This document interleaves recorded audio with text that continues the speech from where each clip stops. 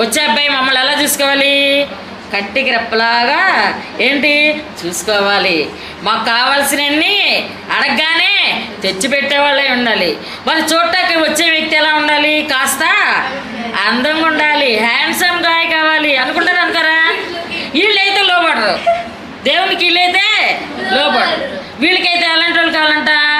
అందగాడు కావాలంట, కాస్త మనీ ఉండేవాడు కావాలంట, మళ్ళీ కోరినవన్నీ తెచ్చిపెట్టేవాళ్ళు కావాలంట.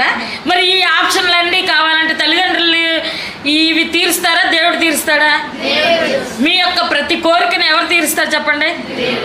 మరి దేవుడికి అయితే మీరు లోపడరు, కానీ మీకైతే అన్నీ రావాలా? వస్తాయా? లోబడే పిల్లలకి వస్తాయా? లోబడని వాళ్ళకి వస్తాయా? మరి ఇవన్నీ తెలుసుకున్నా మీరేం చేస్తారు? అపహాసికుల దగ్గర కూర్చుంటారా? ప్రార్థనకు వస్తారా? శుక్రవారం క్లాస్ అయితే మీ ఇద్దరు ఏం చేస్తారు? మానేస్తారు.